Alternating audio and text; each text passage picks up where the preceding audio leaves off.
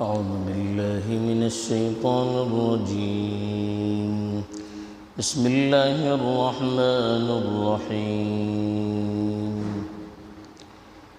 إنا أنزلنا إليك الكتاب بالحق لتحكم بين الناس بما أراك الله ولا تكن للخائنين خصيما واستغفر الله إن الله كان غفورا رحيما. ولا تجادل عن الذين يختانون أنفسهم إن الله لا يحب من كان خوانا أثيما. يستخفون من الناس ولا يستخفون من الله وهو معهم إذ يبيتون ما لا يرضى من القول وكان الله بما يعملون محيطا. ها أنتم هؤلاء جادلتم عنهم في الحياة الدنيا فمن يجادل الله عنهم يوم القيامة أم من يكون عليهم وكيلا. الحمد لله والصلاة والسلام على رسول الله من والاه أما بعد.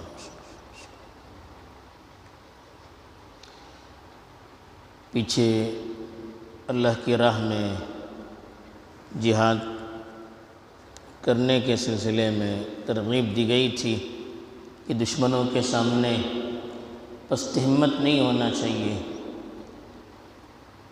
اور اللہ پر بھروسہ کر کے مضبوطی سے آگے بڑھنا چاہیے، اس کی تاکید کی گئی تھی۔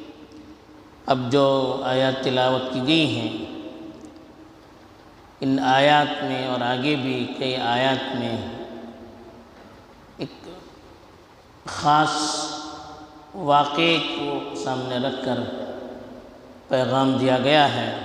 وہ واقعہ بھی چونکہ ایک غزوے کے موقع پر پیش آیا تھا، اس میں مدینے میں ایک انصاری صحابی حضرت رفاعہ، ان کے گھر سے کچھ ہتھیار اور کچھ کھانے پینے کی چیزیں بعض منافقین نے چوری کر لی تھی۔ ان کا نام بھی حدیث کی کتاب میں آتا ہے۔ تو حضرت رفاعہ نے اپنے بھتیجے حضرت قتادہ بن نعمان سے اس کے متعلق تفصیلات بیان کی، چونکہ حضرت رفاعہ بوڑھے بھی ہو چکے تھے اور حضرت قتادہ نوجوان تھے۔ تو حضرت قتادہ نے اللہ کے رسول صلی اللہ علیہ وسلم کی خدمت میں آ کر پوری تفصیلات بیان کی۔ جب اس شخص کو معلوم ہو گیا جس نے چوری کی تھی تو اس کے خاندان والوں نے جمع ہو کر یہ مشورہ کیا کہ اللہ کے رسول کی خدمت میں ہمارے بارے میں بتایا گیا ہے، اس لیے اگر یہ بات واضح ہو جائے گی اور تحقیق سے ثابت ہو جائے گی تو ہمارا خاندان بدنام ہو جائے گا۔ تو انہوں نے اپنے خاندان کے ایک شخص پر الزام لگایا اور اللہ کے رسول صلی اللہ علیہ وسلم کی خدمت میں حاضر ہو کر حضرت قتادہ کے خلاف شکایت کی کہ انہوں نے بغیر تحقیق کے ہم پر الزام لگایا، حالانکہ چوری فلاں نے کی ہے۔ تو اللہ کے رسول صلی اللہ علیہ وسلم نے حضرت قتادہ سے تحقیق کی اور کہا کہ تم نے کیوں بغیر تحقیق کے بات بتائی؟ اب حضرت قتادہ بیچارے شرمندہ ہو گئے اور اپنے گھر واپس آئے۔ تو اس موقع پر یہ آیت جو آگے بھی کئی آیات میں پیغام کے طور پر بیان کی گئی ہیں، تو یہ آیات نازل ہوئی۔ اس میں اللہ کے رسول صلی اللہ علیہ وسلم کو بھی بتایا گیا کہ پوری تحقیق سے فیصلہ کریں اور جو لوگ بحث و مباحثہ کرنے والے ہیں ان کی طرفداری نہ کریں۔ حالانکہ اللہ کے رسول صلی اللہ علیہ وسلم نے طرفداری نہیں کی تھی، لیکن سامنے والوں کا مقصد یہی تھا کہ اللہ کے رسول ہماری طرفداری کریں اور جس نے شکایت کی ہے ان کے خلاف کوئی فیصلہ کرے۔ اللہ کے رسول نے چونکہ ظاہر کو دیکھ کر فیصلہ کیا تھا تو ان سے صرف پوچھا تھا، تو اس لیے اللہ کی طرف سے کہا گیا کہ اِنَّا أَنزَلْنَا إِلَيْكَ الْكِتَابَ بِالْحَقِّ، ہم نے کتاب کو پوری سچائی اور دیانتداری کے ساتھ آپ پر نازل کیا، یعنی قرآن مجید جو نازل ہوئی ہے،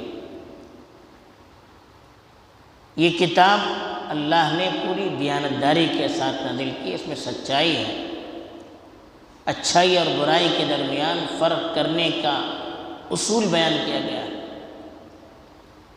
کھرے اور کھوٹے کے درمیان کیسے فرق کیا جائے، اس کے لیے کیا قواعد ہو سکتے ہیں وہ بیان کیے گئے ہیں۔ کیوں اللہ نے کتاب نازل کیا ہے؟ لِتَحْكُمَ بَيْنَ النَّاسِ بِمَا أَرَاكَ اللَّهُ، تاکہ تم لوگوں کے درمیان فیصلہ کرو اس چیز کے مطابق جو اللہ نے تمہیں دکھلایا ہے، یعنی اللہ کی کتاب کے ذریعے سے جو اصول آپ کو معلوم ہو ان اصول کی روشنی میں آپ فیصلہ کریں۔ وَلَا تَكُن لِّلْخَائِنِينَ خَصِيمًا، آپ خیانت کرنے والوں کے لیے دفاع کرنے والے نہ بنیں، یعنی اسی واقعے کی طرف اشارہ ہے کہ جن لوگوں نے چوری کی تھی انہی لوگوں نے آ کر اللہ کے رسول صلی اللہ علیہ وسلم سے اپنی برات کو بیان کیا تھا اور کہا تھا کہ سامنے والوں نے ہم پر غلط الزام لگایا ہے، تاکہ اللہ کے رسول ان کا سپورٹ دیں۔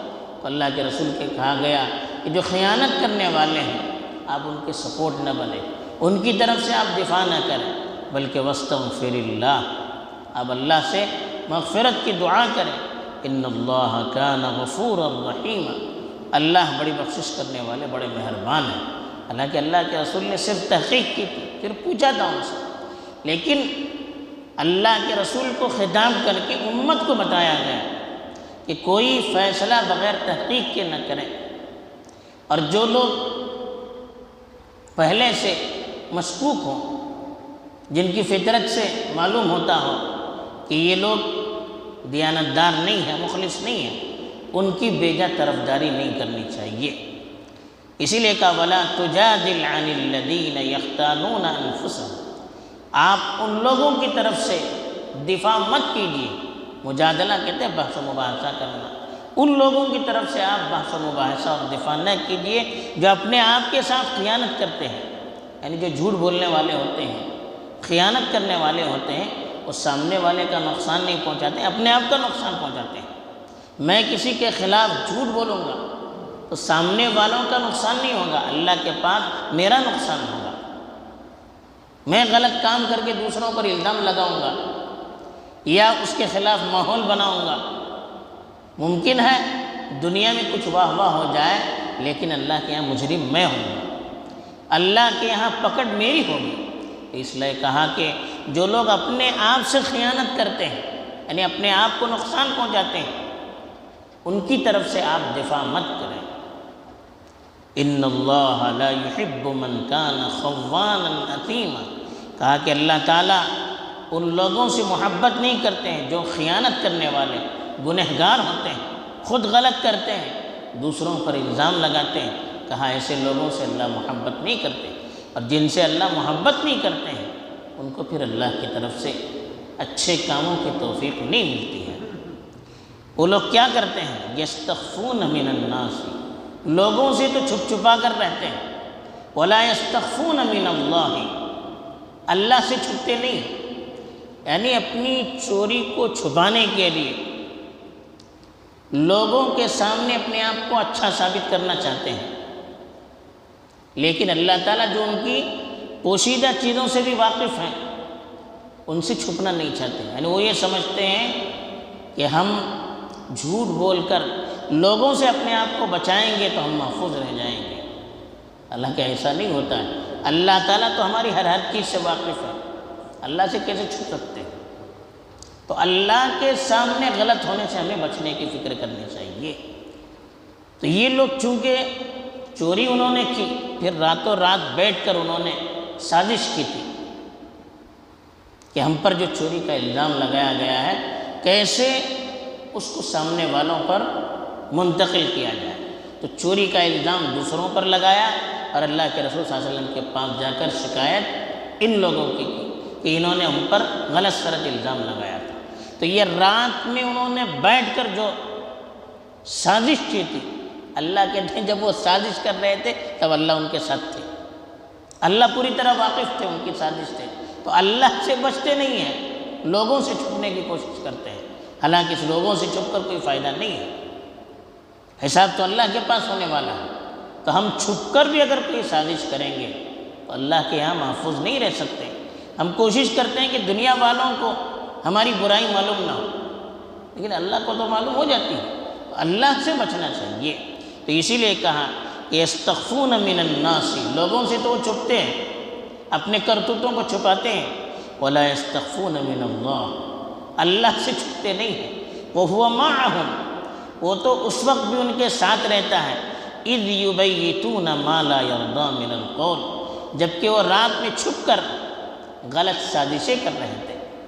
یبیت میں نے رات میں چھپ کر پلان کرنا، ما لا یرضی من القول، ایسا پلان کر رہے تھے جو اللہ کو پسند نہیں تھا، یعنی جھوٹی موٹی سازشیں کر رہے تھے۔ تب اللہ ان کے ساتھ تھا، اللہ کو ساری چیزیں معلوم تھی۔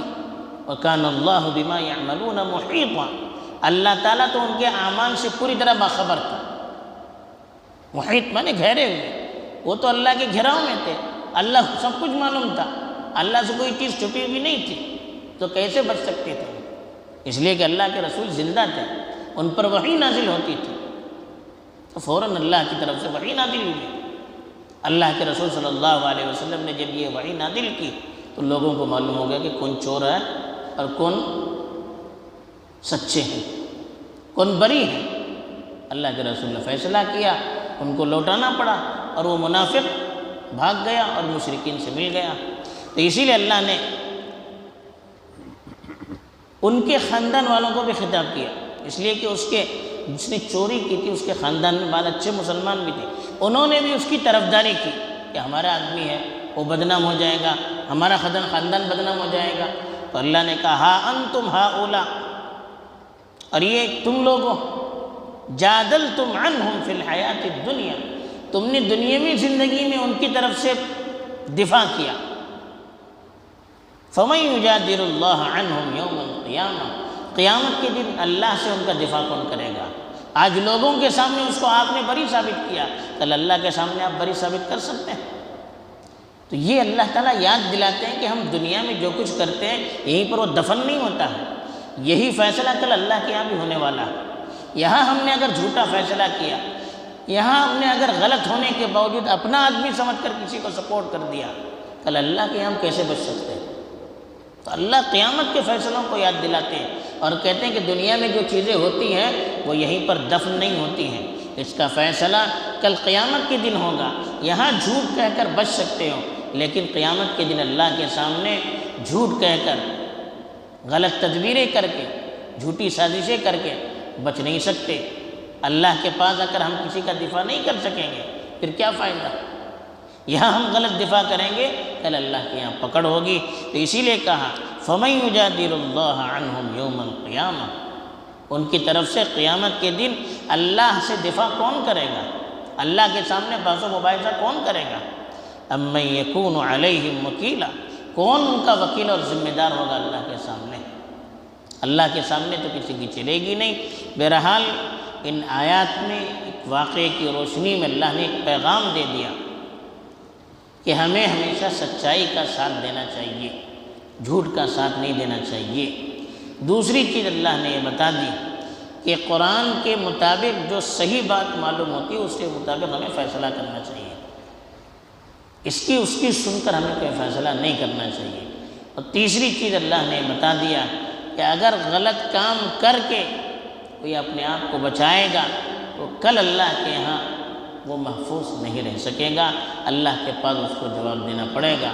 چوتھی چیز اللہ کی طرف سے یہ بتائی گئی کہ غلط اگر ہمارا بھی کوئی آدمی ہے تو اس کی طرف سے ہمیں دفاع نہیں کرنا چاہیے، جو صحیح اور سچا ہے اس کا ہمیں ساتھ دینا چاہیے۔ غلط اگر میرا بھائی بھی ہے تو مجھے اس کا ساتھ نہیں دینا چاہیے۔ اللہ تعالیٰ ان آیات کی روشنی میں جو پیغام دیا گیا ہے اس کو سمجھ کر زندگی گزارنے کی ہمیں توفیق دے۔ آمین۔ وآخر دعوانا